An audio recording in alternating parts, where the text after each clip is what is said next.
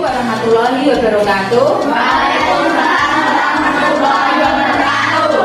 Anak-anak, mengawali semester 2 ini kita nanti akan membuat kesepakatan kelas bersama agar kelas kita lebih baik dari semester kemarin. Masih ingat anak-anak kesepakatan kelas kita semester kemarin? Ingat? Coba beri contohnya apa nih? Ingat bersama teman mengerjakan tiket kelas. Betul. Amizal? Berdoa sebelum dan sesudah. Betul sekali.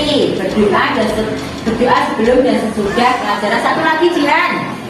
Meminta maaf jika berbuat salah. Nah, jika kita berbuat salah dengan teman, segera meminta maaf.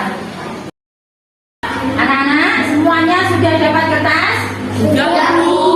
Nah, sekarang kalian tuliskan kesepakatan kelas yang kalian inginkan sesuai yang telah dijelaskan Bu Eti tadi.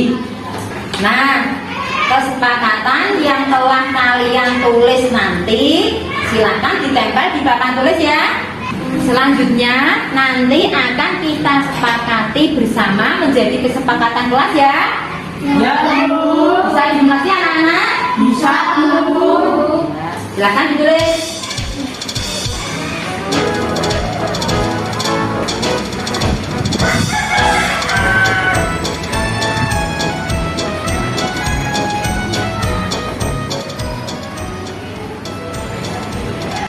Nulisnya sudah selesai anak-anak? Sudah, Bu. Nah, nanti tulisannya ditempel di papan tulis mulai dari kelompok 1 dulu. Ayo kelompok 1 silakan maju.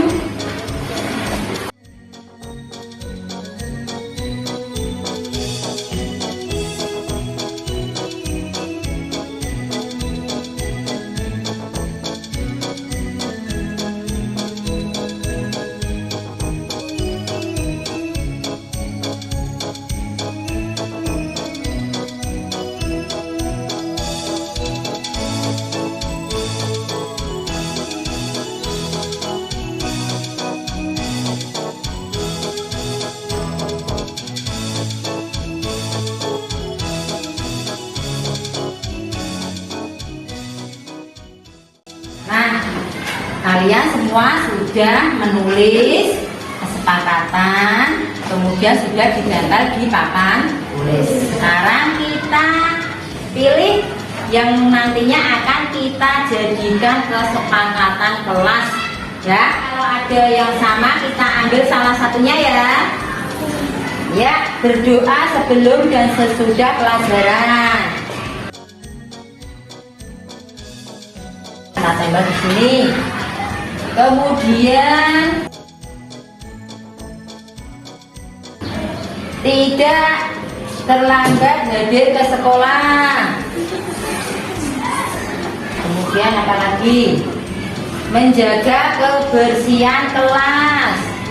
Nah.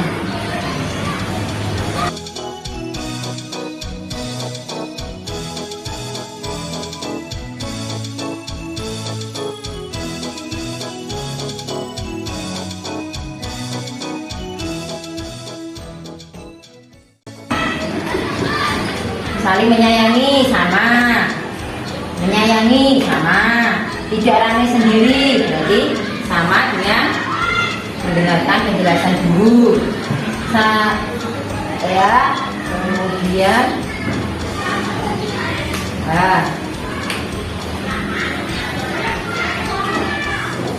satu lagi atau dua lagi ya.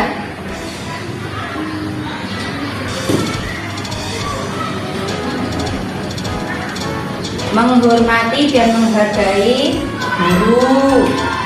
Betul. Ya. Ini. Nah, inilah kesepakatan kelas 4 untuk semester 2 nanti. Ini nanti sudah kita jadikan kesepakatan bersama.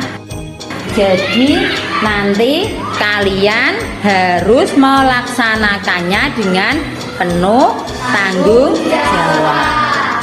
Nanti Di sini Bu Guru sebagai wali kelas akan menandatangani kesepakatan kelas yang telah kita sepakati dan perwakilan dari ketua kelas, sekretaris, dan bendahara.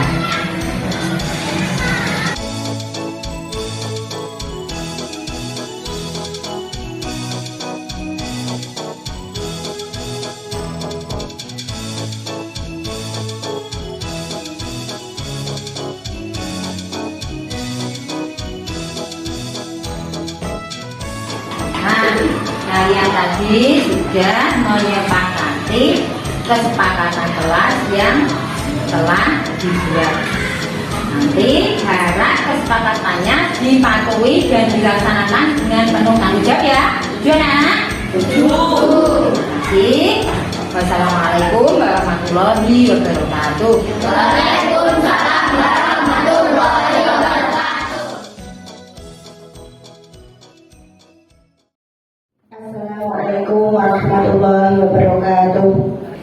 Yang terhormat Ibu Iramawati SPD selaku Kepala SD Negeri Bolagung 01, yang kami hormati segenap Dewan Guru SD Negeri Bolagung 01. Pertama-tama marilah kita panjatkan puji syukur kehadirat Allah Subhanahu wa Ta'ala, yang mana pada kesempatan kali ini kita semua masih diberikan nikmat taufik serta hidayahnya sehingga kita semua dapat berkumpul dalam acara kegiatan diseminasi tanpa halangan suatu apapun. Kedua kalinya salawat serta salam tetap tercurahkan kepada Nabi Agung Muhammad SAW yang selalu kita nantikan syafaatnya di hari kiamat nanti. Amin. Allahumma amin. Langsung saja, di sini saya sebagai pembawa acara sekaligus moderator akan membacakan susunan acara pada siang hari ini. Acara yang pertama pembukaan, acara yang kedua pemaparan materi dan tanya jawab, acara yang ketiga penutup. Marilah kita buka acara kegiatan diseminasi hari ini dengan bacaan basmalah bersama. Bismillahirrahmanirrahim. Dilanjutkan acara kedua, yaitu pemaparan materi yang akan disampaikan oleh beliau Ibu Sri Haryati SPD. Kepadanya waktu disilakan. Assalamualaikum warahmatullahi wabarakatuh. Yang terhormat Ibu Kepala SD Negeri Bolagung 01, Ibu Iramawati, Bapak Ibu Guru SD Bolagung 01 yang saya hormati. Saya sampaikan terima kasih atas kehadiran Bapak Ibu Guru. Langsung saja, kegiatan hari ini saya akan memaparkan pemahaman dan pengalaman penerapan budaya positif. Kegiatan ini merupakan tugas aksi nyata saya dalam mengikuti pendidikan guru penggerak.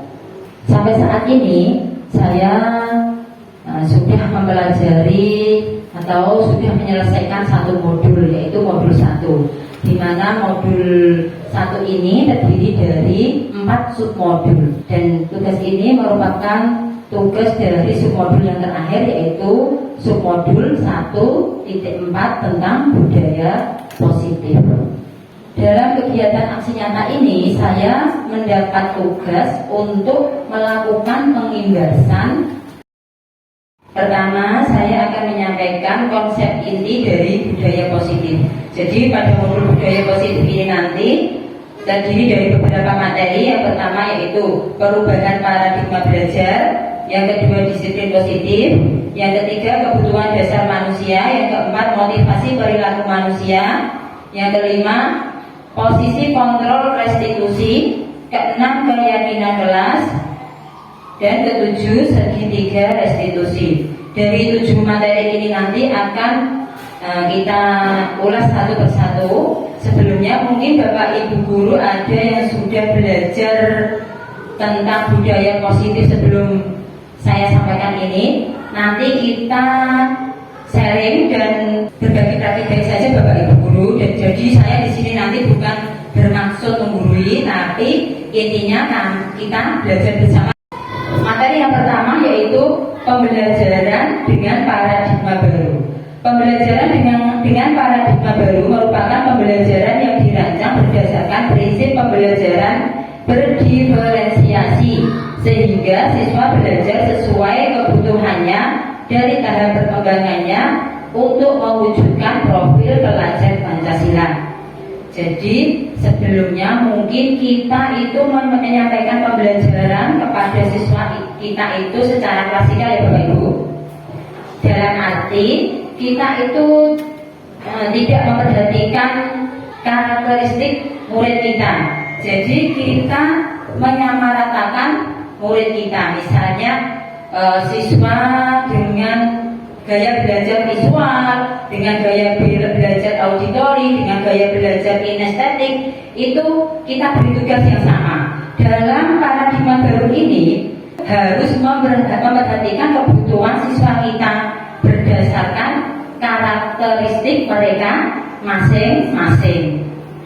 Nah, tadi tujuannya untuk mewujudkan profil pelajar Pancasila. Coba Bapak Ibu masih ingat ya, ada berapa dimensi profil pelajar Pancasila itu?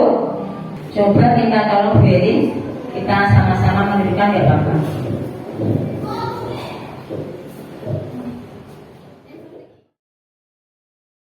Mari bersama-sama ya menyanyikan profil pelajar Pancasila. 1, 2, 3. Pelajar Pancasila beriman dan bertakwa pada Tuhan Yang Esa dan berakhlak mulia, berkebinekaan global, gotong royong mandiri, kreatif dan bernalar kritis. Terima kasih. Materi berikutnya yaitu tentang disiplin positif. Nah, disiplin ini sudah tidak asing lagi di pendengaran kita ya. Apa itu makna disiplin? Coba Bu Clinton bisa. Disiplin yaitu sikap taat dan patuh pada aturan. Gitu. Bisa. Bumi bisa. Disiplin adalah sikap tanggung jawab pada aturan. Dalam budaya kita, makna kata disiplin itu telah berubah menjadi sesuatu yang dilakukan seseorang pada orang lain untuk mendapatkan kepatuhan. Kecenderungan umum adalah menghubungkan kata disiplin dengan ketidaknyamanan, bukan dengan apa yang kita hargai atau pencapaian suatu tujuan mulia. Sebagai pendidik, tujuan kita adalah menciptakan anak-anak yang memiliki disiplin diri sehingga mereka berperilaku dengan mengacu pada nilai-nilai kebajikan universal dan memiliki motivasi intrinsik bukan ekstrinsik. Nilai-nilai kebajikan universal itu apa? Nilai-nilai positif yang ingin dicapai. Dalam hal ini nilai-nilai kebajikan universal murid yaitu nilai-nilai sesuai dengan profil pelajar Pancasila tadi. Memiliki motivasi intrinsik bukan ekstrinsik. Jadi harapan kita budaya positif ini lahir dari dalam diri murid kita sendiri, bukan dari dorongan orang lain.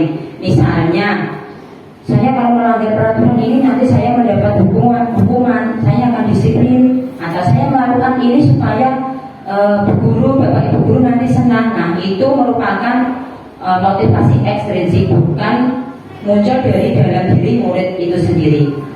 Nah, disiplin positif merupakan salah satu cara penerapan disiplin yang bertujuan untuk menumbuhkan kesadaran serta memberdayakan anak untuk melakukan sesuatu tanpa sogokan, ancaman maupun hukuman. Jadi tadi ya, motivasinya dari dalam diri murid itu sendiri. Nah, untuk melakukan disiplin positif tadi, murid itu membutuhkan kebutuhan yang melatar belakangi tingkah lakunya. Apa itu kebutuhan dasar manusia?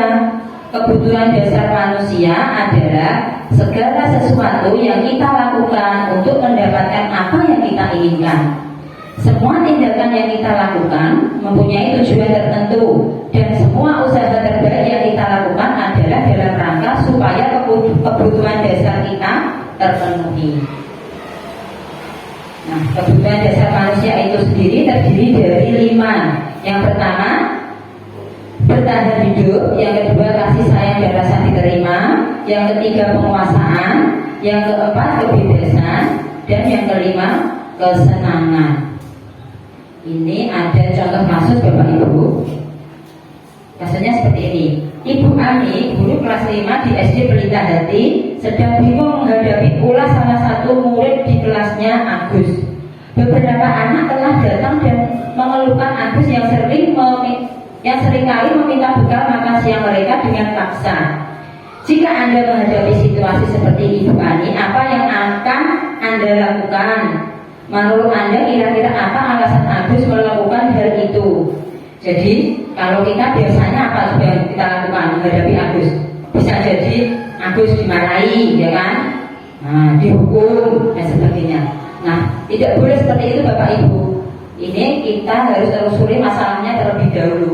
Nah, dalam konteks penerapan disiplin positif, Ibu Ani sebaiknya mencari tahu alasan Agus melakukan tindakan tersebut agar mengetahui kebutuhan mana yang sedang berusaha dipenuhi Agus.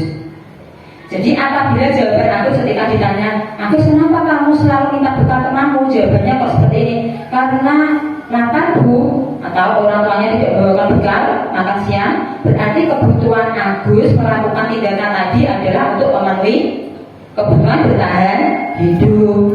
Apabila jawaban Agus karena ia senang temannya jadi memperhatikan dia, biasanya anak yang itu seperti mama tindakan tadi kan caper cari perhatian, ya kan, ingin diperhatikan, berarti kebutuhan Agus adalah kebutuhan cinta dan kasih sayang.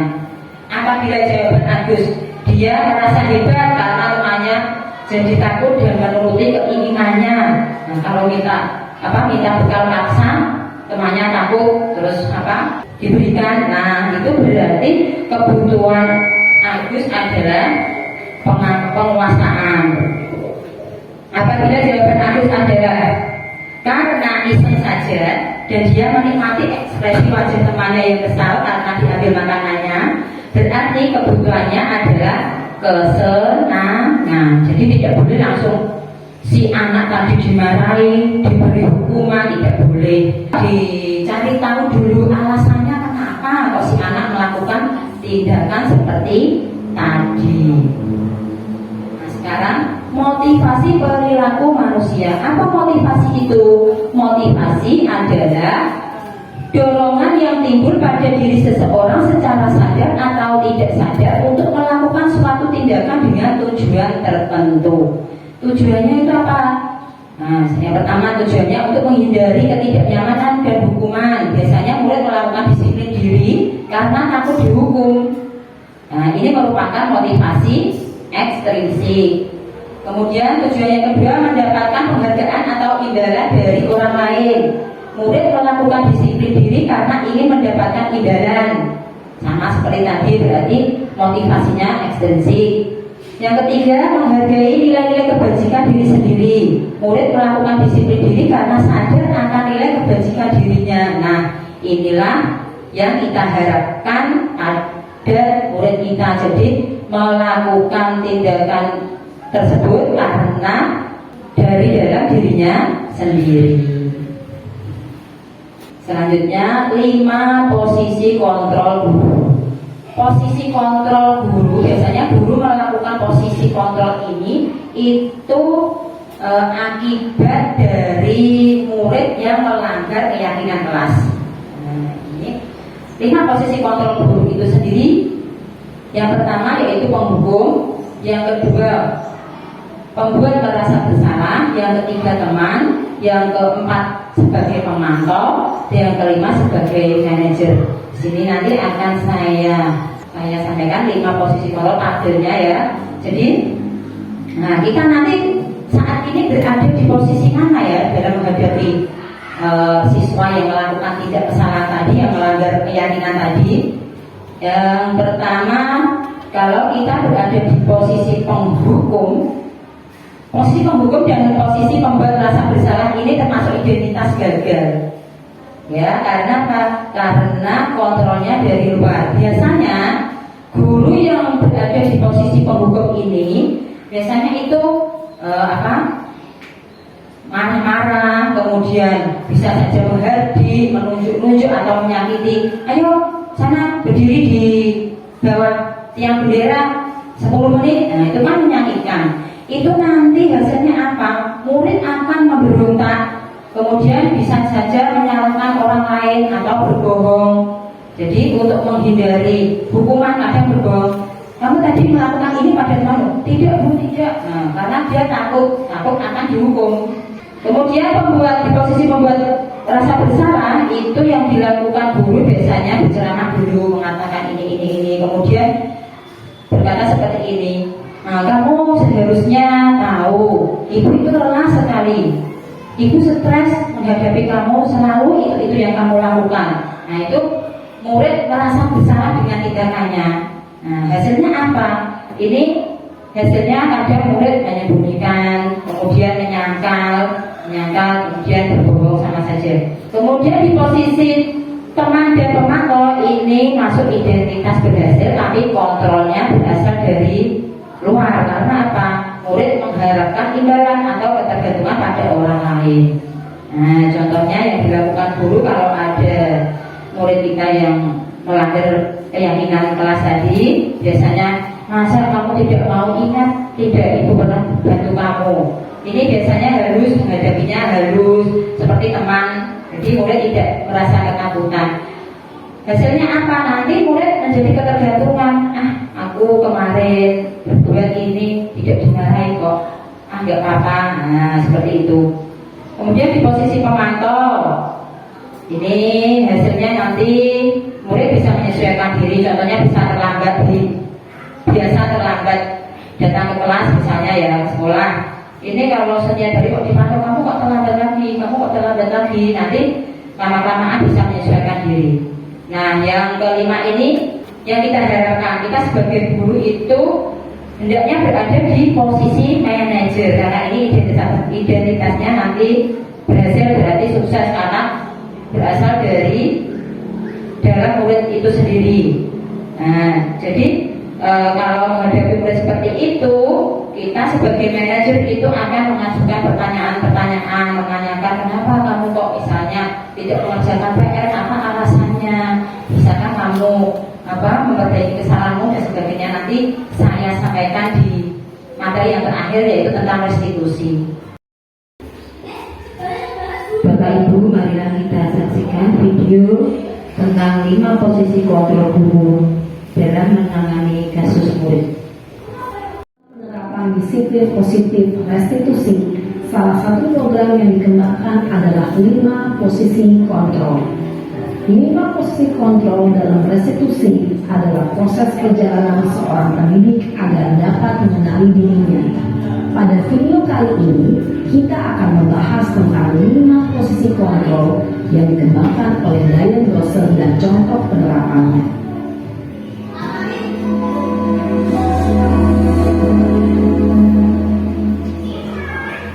Lima posisi kontrol itu adalah 1. Posisi penghukum. 2. Posisi pembuat merasa bersalah. 3. Posisi teman. 4. Posisi pemantau atau monitor. Dan 5. Posisi manajer. Untuk lebih memahami kelima posisi tersebut, mari kita saksikan kasus Naren yang terlambat hadir 20 menit di sekolah dan melihat bagaimana kelima posisi kontrol dalam menghadapi masalah tersebut.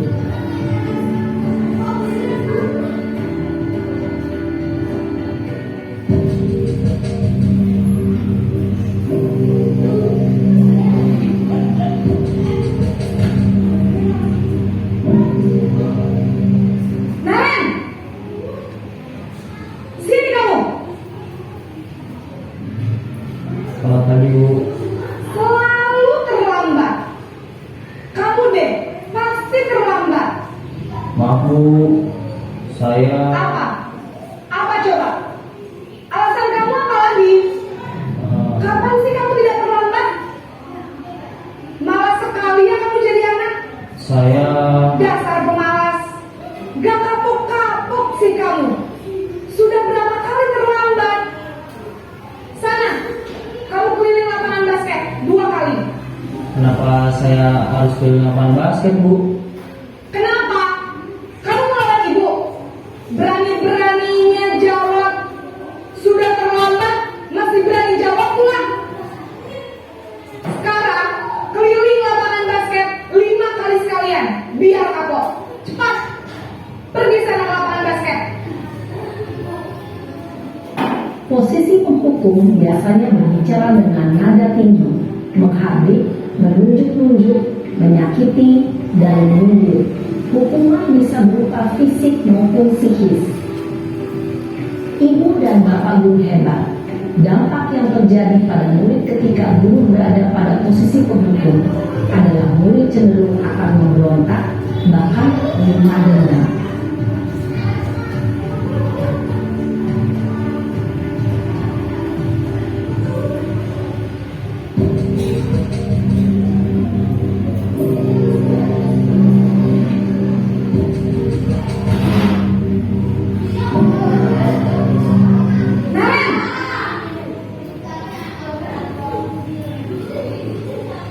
Selamat pagi, Bu. Naren, kamu kenapa terlambat lagi, nak? Ya Tuhan, Naren, kamu senang ya bikin ibu susah ya? Kalau kamu terlambat lagi, nanti ibu yang ditegur bapak kepala sekolah, nak. Disangka ibu tidak bisa membina kamu. Duh, gimana ini? Maaf, Bu. Gusti Naren, kamu suka ya kalau ibu tegur bapak kepala sekolah? Terus, sekarang ibu harus tulis apa ini di buku absen? Ini kamu sudah sering terlambat loh.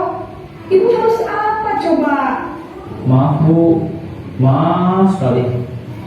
Ya sudah, lain kali jangan bikin ibu susah lagi ya nak ya. Ibu tidak akan kuat lagi kalau kamu gini terus.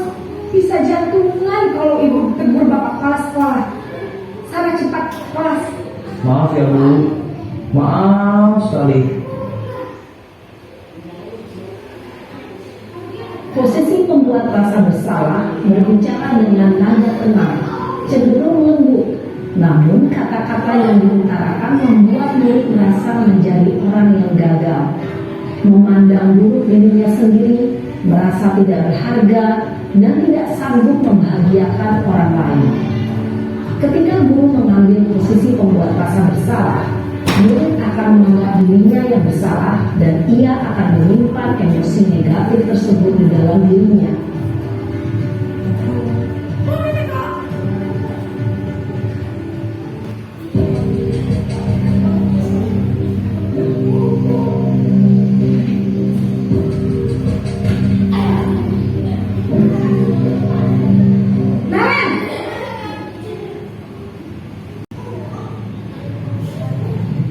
Selamat pagi, Bu. Wah, sudah jam berapa ini nak? Terlambat lagi ya sayang. Iya, Bu. Habis ibu saya lupa bangunkan saya, Bu. Kamu malah menyalahkan ibu kamu. Kamu bukannya anak yang larinya paling kencang. Kok terlambat sih? Iya, Bu. Saya memang terlambat bangun tadi. Jadi biarpun saya lari kencang, tetap gak kekejar, Bu. Ya sudah sana. Nanti lain kali larinya lebih kencang lagi ya. Biar gak terlambat lagi. Bikin seneng ibu. Demi ibu. Bisa kan? Bisa lah, Bu. Ya sudah sana masuk kelas. Ibu beresin urusan absen kamu. Kamu ini ada-ada saja. Dalam posisi teman, guru berbicara dengan nada suara ramah, akrab, cenderung bersenda gurau untuk menjaga suasana tetap santai. Murid akan merasa senang, aman, dan akrab dengan guru. Identitas yang tercipta adalah identitas sukses atau berhasil. Namun, perlu diingat, karena ini masih dorongan eksternal, maka ada faktor ketergantungan dari murid kepada orang tertentu.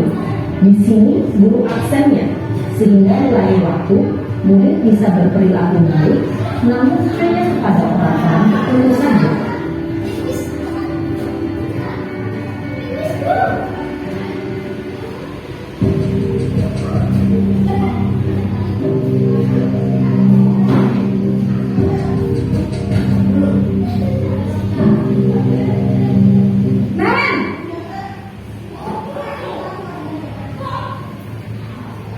Selamat pagi Bu. Nah Ren, apa peraturan sekolah kita tentang jam berapa kita harus masuk sekolah nak? Kita harus di sekolah jam 7 Bu. Iya betul, sekarang sudah jam 7.20. Nah Ren sudah tahu konsekuensinya jika terlambat hadir. Paham Bu, saya harus tinggal kelas pas jam istirahat selama 20 menit. Iya benar, konsekuensinya demikian. Jadi nanti jam 9.30 pas istirahat, kamu harus tinggal di kelas, kerjakan tugas tambahan untuk ketertinggalan kamu, ya? Baik Bu. Posisi pemantau mengandalkan penghitungan atau data untuk mengontrol murid. Guru mengarahkan murid berdasarkan peraturan dan konsekuensi. Seorang pemantau menunjukkan bahasa tubuh dan ekspresi wajah yang datar dan cenderung formal.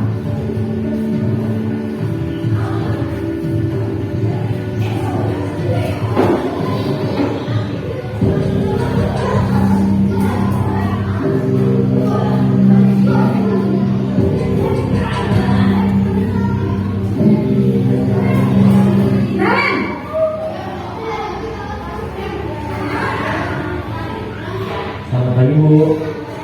Selamat pagi Naren. Maaf Bu, saya terlambat. Iya, sekolah masuknya jam 7, sekarang sudah jam 7.20. Jadi sekarang bagaimana ini Naren? Maaf Bu, saya lupa setel alarm saya semalam. Baiklah, menurut kamu, keyakinan sekolah yang mana yang perlu kamu tingkatkan? Menghargai diri sendiri dan orang lain mungkin ya Bu. Setuju. Jadi, apakah Naren meyakini prinsip saling menghormati tersebut? Iya Bu, saya meyakininya. Apakah Naren bersedia memperbaiki masalah keterlambatan ini? Bersedia Bu. Bagaimana kamu akan memperbaiki masalah keterlambatan ini? Saya akan coba untuk tidak lupa menyetel alarm saya Bu. Baik, kalau Naren lupa menyetel alarm di rumah, ada orang yang kira-kira bisa bantu mengingatkan tidak? Ada Bu, kata saya, Kak Emma. Ada lagi selain Kak Emma? Selain Kak Emma, ada ibu saya. Baik, jadi yang mengingatkan Naren adalah Kak Emma dan ibu kamu ya? Kira-kira akan mulai setel alarm kapan nih Naren? Setelah pulang sekolah, akan segera saya lakukan. Baik, jadi Naren akan setel alarm untuk bangun besok pagi dan akan diingatkan oleh kakak dan ibu dan Naren ya. Ada lagi yang mungkin perlu dilakukan Naren agar tidak terlambat bangun lagi. Tidak ada Bu. Baik Naren, terima kasih untuk kerjasama kamu. Sekarang kamu perlu kembali ke kelas untuk belajar. Baik Bu, terima kasih. Posisi manajer adalah posisi kontrol yang disarankan untuk membimbing murid memiliki sikap disiplin yang positif, yaitu murid yang mandiri, bertanggung jawab, dan dapat memecahkan masalah. Tujuan dari posisi ini adalah agar murid dapat berefleksi atas tindakannya. Guru akan dengan tulus memberikan pertanyaan-pertanyaan bermakna, sehingga membuat murid dapat belajar dari kesalahannya dan mencari sebuah solusi untuk menyelesaikannya. Ibu dan bapak guru hebat, setelah mengamati adegan kelima posisi kontrol tadi, kira-kira posisi mana yang paling ideal? Posisi mana yang dapat menunjang motivasi intrinsik murid? Ya, tentu posisi manajer. Posisi ini memang posisi ideal yang ingin dituju setiap pendidik. Pada posisi inilah, guru dapat menerapkan disiplin positif yang berpihak pada murid, yang memerdekakan murid. Perjalanan seorang pendidik tentunya tidak mudah untuk sampai pada posisi seorang manajer. Namun, tujuan kita pasti, yaitu menciptakan murid-murid yang mandiri, merdeka, dan bertanggung jawab. Semoga penggambaran 5 posisi kontrol yang telah diperlihatkan ini dapat menjadi ajang refleksi bagi kita semua, agar dapat terus mengasah dan menerapkan disiplin positif yang memerdekakan murid. Mari terus berlatih dan bersemangat. Selamat menerapkan. Salam dan bahagia, Ibu dan Bapak Guru hebat.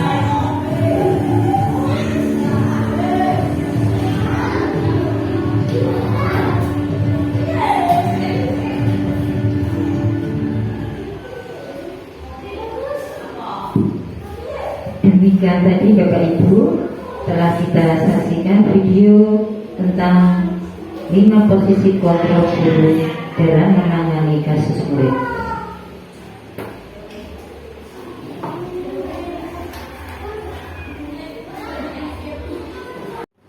Nah, sekarang materi selanjutnya yaitu tentang keyakinan kelas. Apa itu keyakinan kelas? Keyakinan kelas adalah nilai-nilai kebajikan atau prinsip-prinsip universal yang disepakati bersama secara universal lepas dari latar belakang suku, negara, bahasa maupun agama. Menurut dosen, suatu keyakinan akan lebih memotivasi seseorang dari dalam. Seseorang akan lebih bersemangat untuk menjalankan keyakinannya daripada hanya sekedar mengikuti serangkaian peraturan. Mengapa kok keyakinan kelas? Mengapa tidak peraturan kelas? Kalau dulu kita sering peraturan kelas ya, tata tertib kelas, peraturan kelas juga ya. Itu sekarang itu namanya keyakinan kelas. Nanti saya ulas ya. Nah, sebelumnya saya akan menyampaikan pertanyaan pemarik dulu. Nanti dijawab ya Bapak Ibu. Nah, mengapa kita harus menggunakan helm saat mengendarai sepeda motor? Bepergian mengendarai sepeda motor kita harus menggunakan helm. Apa itu? Aman, ya. Jadi agar aman, selamat gitu ya. Betul. Kemudian pertanyaan yang kedua, mengapa kalau keluar rumah hendaknya kita memakai masker dan sering cuci tangan setiap saat? Apa coba? Betul, bisa terhindar dari kuman. Jadi terhindar dari kuman itu berarti kita mengharapkan kesehatan. Nah, keamanan, keselamatan, kesehatan itulah yang dinamakan keyakinan. Kita yakin kalau kita mengendarai sepeda motor bepergian pakai helm itu kita yakin kalau kita nanti aman, kita selamat. Kita yakin kalau kita memakai masker kita akan sehat. Nah, itu namanya keyakinan. Berbeda dengan peraturan. Misalnya ada peraturan seperti ini, wajib pakai masker di tempat kerumunan. Nah, itu peraturannya. Nah, ini tergantung pada individu masing-masing ingin mematuhi atau ingin melanggar. Jika ingin mematuhi berarti kita tertib, ya kan? Bonusnya apa? Bonusnya kita yakin bahwa kita akan sehat, ya kan? Kalau melanggar, ya itu nanti resiko ditanggung sendiri. Nah, jadi perbedaannya peraturan dan keyakinan seperti pada tabel di depan. Peraturan selalu, misalnya peraturan selalu kembalikan buku ke tempatnya, berarti keyakinan kelasnya cukup tanggung jawab. Tanggung jawab itu umum, bisa juga mengerjakan tugas yang diberikan itu juga tanggung jawab. Dilarang dilarang melakukan kekerasan. Nah, itu berarti keyakinan kelasnya menghormati orang lain, boleh ada keselamatan, boleh seperti itu. Nah, pembentukan keyakinan kelas, bagaimana cara kita membentuk keyakinan kelas bersama murid kita di kelas? Yang pertama, keyakinan kelas itu bersifat abstrak daripada peraturan. Jadi abstrak berarti lebih rinci, tidak bertele-tele, penjelasannya lebih singkat. Kemudian keyakinan kelas berupa pernyataan-pernyataan yang universal, jadi sifatnya umum. Seperti tadi tanggung jawab itu umum, tanggung jawab mengerjakan tugas, tanggung jawab dan lain-lain.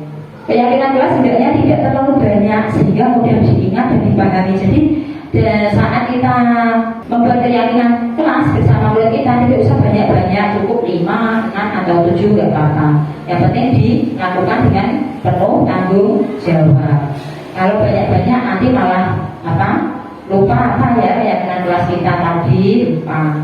Semua warga kelas sebaiknya ikut berkontribusi dalam membuat keyakinan kelas lewat surat pendapat. Jadi siswa semuanya tanpa terkecuali diberi kesempatan untuk menyampaikan pendapatnya. Nanti juga saya ada, kalau keyakinan kelas tidak ya, nanti itu restitusi. Jadi semua siswa diberi kesempatan untuk menyampaikan pendapatnya. Kemudian bersedia meninjau kembali keyakinan kelas dari waktu ke waktu. waktu. Jadi tidak bersifat itu harus disepakati, bisa ditinjau kembali kalau oh ini kurang tepat keyakinan kelas saya terapkan di kelas saya itu kurang tepat, bisa ditinjau kembali atau diubah juga bisa, tergantung kesepakatan kelas bersama anggota kelas itu tadi. Nah ini yang ketiga, yang terakhir, materi yang terakhir yaitu tentang segitiga restitusi. Nah kalau hukuman, konsekuensi itu sudah biasa ya di telinga kita. Tapi kalau restitusi, Bapak Ibu guru sudah tidak asing lagi apa asing kata-kata restitusi, restitusi. Asing ya, saya sendiri juga baru tahu ada restitusi itu setelah mempelajari modul budaya positif ini. Apa sebenarnya itu restitusi? Restitusi adalah proses menciptakan kondisi bagi murid untuk memperbaiki kesalahan mereka sehingga mereka bisa kembali pada kelompok mereka dengan karakter yang lebih kuat. Melalui restitusi ini nanti guru dapat yang pertama membantu murid menjadi lebih memiliki tujuan, disiplin positif dan memulihkan dirinya setelah berbuat salah. Yang kedua, membantu murid untuk jujur pada diri sendiri dan mengevaluasi dampak dari kesalahan yang dilakukan. Yang ketiga, memberi penawaran bukan paksaan. Nah ini dinamakan segitiga karena terdiri dari 3 tahapan. Gambarnya seperti di depan itu ya. Jadi terdiri dari 3 tahapan. Yang pertama menstabilkan identitas, yang kedua validasi tindakan yang salah, dan yang ketiga menanyakan keyakinan. Apa saja nanti yang kita lakukan jika ada murid kita melakukan atau melanggar keyakinan kelas dengan pendekatan restitusi ini. Nah, jadi nanti ada tahapan-tahapannya. Berikut ini tahapan-tahapannya. Nah, pada tahapan pertama menstabilkan identitas itu nanti kita bisa murid yang melanggar keyakinan kelas tadi kita panggil, kemudian kita tanya, misalnya seperti ini, kamu berbuat salah itu tidak apa-apa, manusia itu memang tempatnya salah. Nah, guru juga pernah kok melakukan kesalahan. Nah itu tahap dalam tahap pertama yaitu menstabilkan identitas. Kemudian tahap yang kedua validasi tindakan yang salah dengan pertanyaan seperti ini. Padahal kamu bisa melakukan yang lebih buruk dari ini ya. Kamu pasti punya alasan. Mengapa kamu melakukan hal seperti ini? Mengapa kamu kok tidak mengerjakan PR? Apa coba alasannya? Nah ini di tahap yang kedua validasi tindakan bersalah. Pada tahap yang ketiga menanyakan keyakinan. Apa yang kita percaya sebagai kelas atau keluarga? Apa nilai-nilai umum yang telah kita sepakati? Apa bayangan kita tentang kelas yang ideal? Kamu mau jadi orang seperti apa? Ini di tahap menanyakan keyakinan. Nah ini kemarin saya pernah itu murid saya kelas 4 itu ada yang melakukan tindakan atau melanggar keyakinan kelas. Kemudian saya menghadapinya itu dengan menggunakan pendekatan restitusi. Saya putarkan videonya.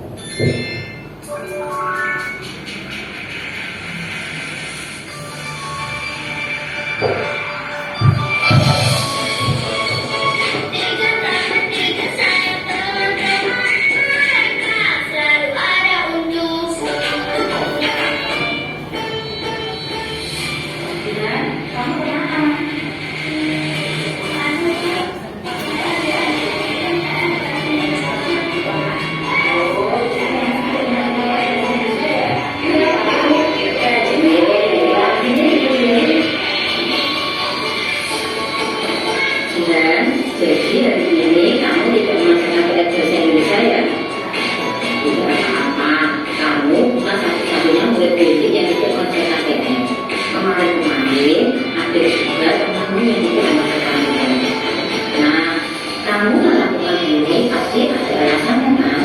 Kenapa tidak? Hari itu, suatu malam habis sholat maghrib, saya diajak ibu berkunjung ke rumah nenek. Karena nenek sedang kurang enak badannya.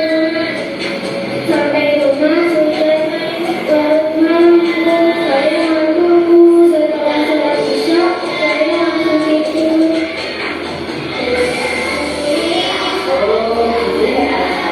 Tapi tadi sebelumnya tidak sholat kan? Sholat sebelumnya juga tidak ada.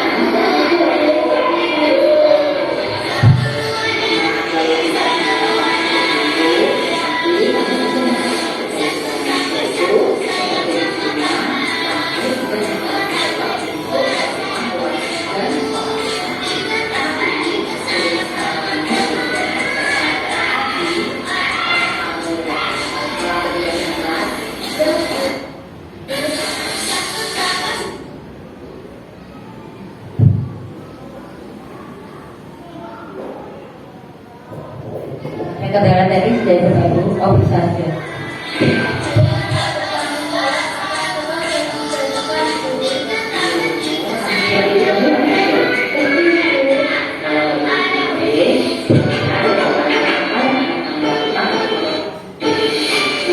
Kalau pada saya akan mengajarkannya di awal waktu Bu.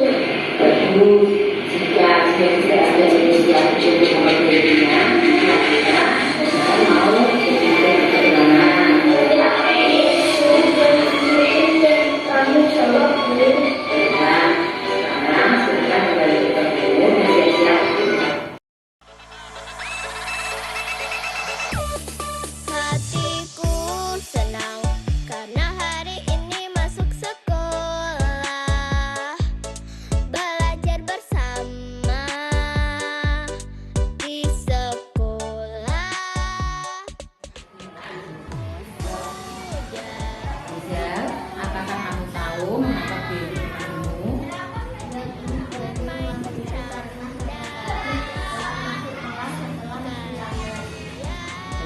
kalau kamu sudah tahu. Menurut Rizal, terlambat masuk kelas apakah merupakan perbuatan baik? Tidak apa-apa. Setiap orang pasti pernah melakukan kesalahan.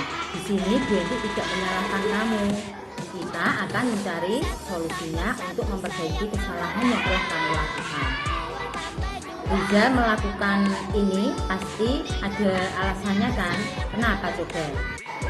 Tadi saya keasikan main sama teman sebelum jajan ke kantin Bu. Jadi saya jajannya sudah hampir bel berbunyi, makanya saya telat Bu. Bermain dengan teman memang seru. Kamu pasti asik bermain dengan mereka. Tapi apakah ada solusi yang bisa kamu lakukan agar kamu tetap bisa bermain dengan seru, kemudian kamu bisa jajan ke kantin dengan santai dan tetap bisa masuk kelas dengan tepat waktu. Saya harus bisa membagi waktu dengan baik. Kira-kira kapan kamu akan mulai melakukannya? Mulai besok Bu, saya akan berusaha dan berkomitmen untuk tepat waktu saat masuk kelas. Rizal masih ingat gak keyakinan kelas yang kita sepakati bersama? Kira-kira keyakinan kelas apa yang berkaitan dalam hal ini? Mungkin dalam menghargai waktu. Selanjutnya, Rizal ingin menjadi murid yang bagaimana? Saya ingin menjadi murid yang bisa menghargai waktu. Baiklah, sekarang kamu sudah mendapatkan solusinya. Jadi yakin kamu bisa menanamkan nilai tersebut dengan baik dan kamu bisa menghargai waktu dengan bijak. Sekarang, silakan kamu bisa mengikuti pelajaran bersama. Assalamualaikum warahmatullahi wabarakatuh. Perkenalkan, nama saya Ilham, murid kelas 4 SD Negeri Borakudu 1. Saya merasa senang karena saya tidak dimarahi dan dihukum saat tidak mengerjakan PR bahasa Inggris. Saya tadi diajari untuk memperbaiki kesalahan saya. Terima kasih, Wendy. Wassalamualaikum warahmatullahi wabarakatuh. Assalamualaikum warahmatullahi wabarakatuh. Perkenalkan, nama saya Rizal, murid kelas 4 SDN Boloagung 01. Saya merasa senang meskipun saya melakukan kesalahan. Saya tidak dihukum dan saya diberi kesempatan untuk memperbaikinya. Terima kasih Bu Eni. Wassalamualaikum warahmatullahi wabarakatuh. Selalu ada untukku. 1 tambah 1 sayang mama papa. 2 tambah 2 sayang guruku. 3 tambah 3 sayang teman-teman. Mereka selalu ada untukku.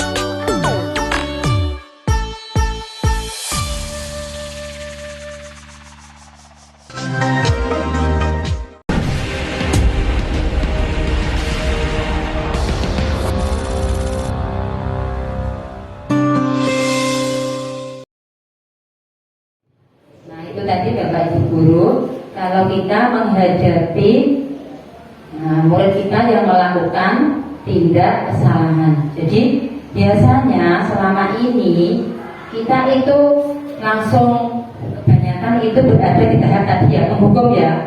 Dia salah kerjakan di luar kelas. Nah, seperti itu tidak boleh. Kita hendaknya berada di posisi manajer dengan melakukan tindakan dengan melakukan pendekatan restitusi tadi. Itu. Nah, menurut standar pendidikan nasional, dalam rangka menciptakan lingkungan yang positif, maka setiap warga sekolah dan pemangku kepentingan perlu saling mendukung, menghayati dan menerapkan nilai-nilai kebajikan yang telah disepakati bersama. Untuk dapat menerapkan tujuan mulia tersebut, maka seorang pemimpin pembelajaran perlu berjiwa kepemimpinan sehingga dapat mengembangkan sekolah dengan baik agar terwujud suatu budaya sekolah yang positif sesuai dengan standar kompetensi pengelolaan yang telah disepakati. Tujuan mulia dari penerapan disiplin positif ini agar terbentuk murid-murid yang berkarakter, berdisiplin, santun, jujur, peduli dan bertanggung jawab, bertanggung jawab dan merupakan pembelajar sepanjang hayat sesuai dengan standar kompetensi lulusan yang diharapkan. Sekian Bapak Ibu pemaparan dari saya, kurang lebihnya mohon maaf. Terima kasih. Selanjutnya waktu saya kembalikan kepada moderator.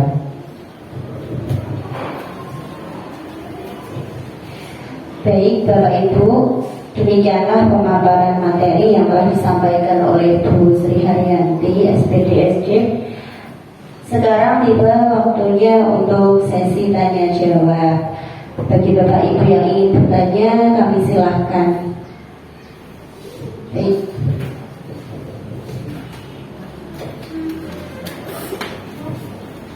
Silakan maju Bu Fitri.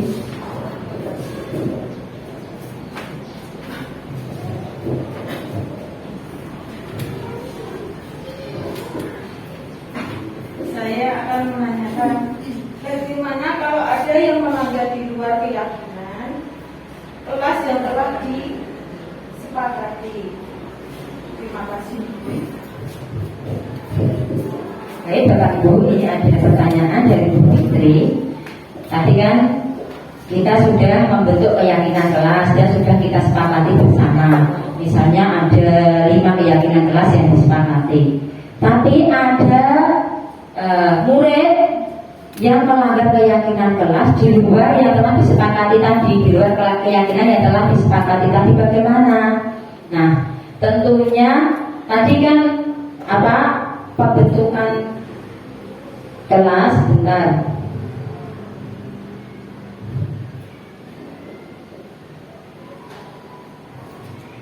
Nah, ini ya, pembentukan keyakinan kelas itu poin yang terakhirnya. Bersedia meninjau kembali keyakinan kelas dari waktu ke waktu.